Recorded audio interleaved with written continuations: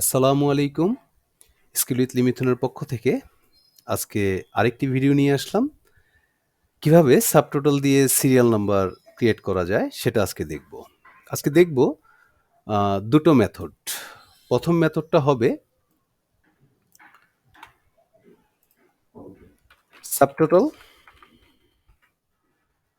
আমরা এখানে অনেকগুলো ফাংশন দেখব। সেই ফাংশন থেকে আমরা ৩ নাম্বার যে ফাংশনটা আছে কাউন্টে সেটাকে আমরা ডাবল ক্লিক করে সিলেক্ট করে নিব। দেন কমা। এখানে আমাদের রেফারেন্স চাচ্ছে সিনট্যাক্সে। রেফারেন্স আমি এই খালি সেলটাকে দিয়ে দিব। Bracket close, enter. দ্বিতীয় ঘরে এসে যেটা করব, আমরা সাবটোটালকে আবার কল করব।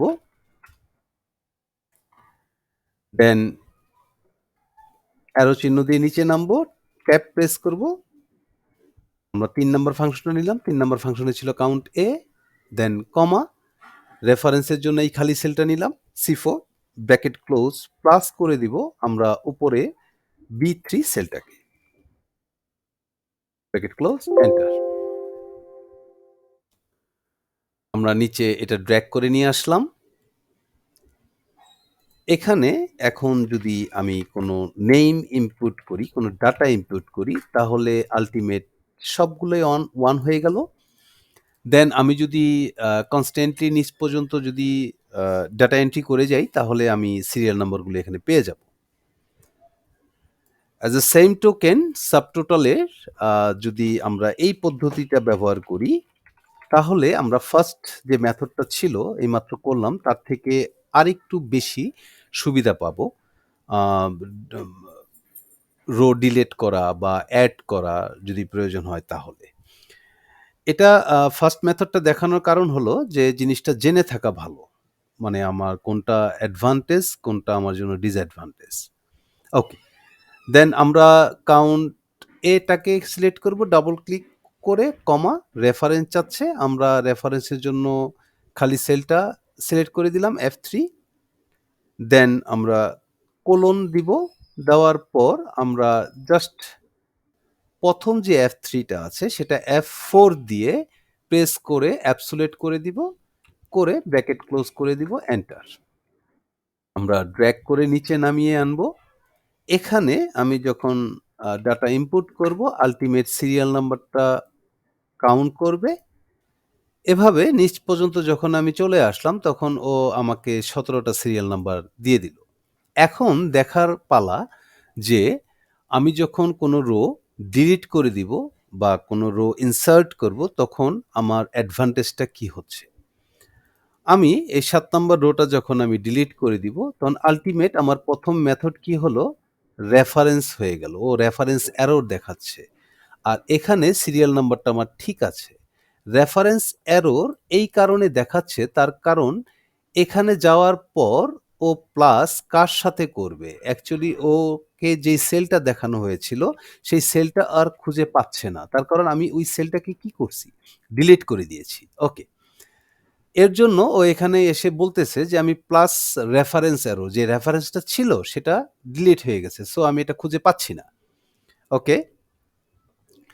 আর এখানে যেটা হয়েছে সেটা হলো যে আমি এটা যতই ডিলিট করি না কেন, ও আল্টিমেট এখানে যেই ইউনিভার্সাল যেই নাম্বারগুলো দেয়া থাকে রোয়ের, সেটা তো পরিবর্তন হয় না। তো এই কারণে ও আল্টিমেট এখানে 7 নিয়েছে। এখানে আর ও কোনো রেফারেন্স এরর খুঁজে পাওয়ার মতো কোনো কারণই ও খুঁজে পায়নি। ওকে। এখন আমি কন্ট্রোল জেড দিলাম আন্ডু করার জন্য। আমি যদি এখন এই সেল ৭ নাম্বার সেলে আগ মুহূর্তে যদি আমি একটা রো ইনসার্ট করি, সেক্ষেত্রে দেখব যে এখানে ৬, তারপর একটা গ্যাপ, তারপর ৭। ভালো। এখানেও ৬, একটা গ্যাপ, তারপর ৭। তবে এ দুটোর মধ্যে পার্থক্য কি সেটা আমি দেখব। এটাকে যদি ড্র্যাগ করে নিচে নামাই, এখানে ৬ চলে আসলো। আমি যদি এখানে আসমা নাম আ ইনপুট করি, দেন এন্টার দেই, তাহলে এটাও ৭ হয়ে গেল, তার পরবর্তীও ৭ হয়ে গেল। তো এটা যদি আমি ড্র্যাগ করে নিচের দিকে নামাই, তাহলে সিরিয়াল নাম্বারটা ঠিক হলো। তো এটা একটা অতি বিড়ম্বনা। কেননা যখন আমরা শত, শত হাজার, হাজার ডেটা নিয়ে কাজ করব, তো এই জিনিসটা আবার করা তার মানে আমার এই সাবটোটালে এই সূত্রটা যদি করি তাহলে আমার এই জায়গায় সুবিধাটা ও দিচ্ছে না। এটা আমার জন্য ডিসঅ্যাডভান্টেজই থেকে গেল। আমি কন্ট্রোল জেড দিয়ে আগের অবস্থায় গেলাম।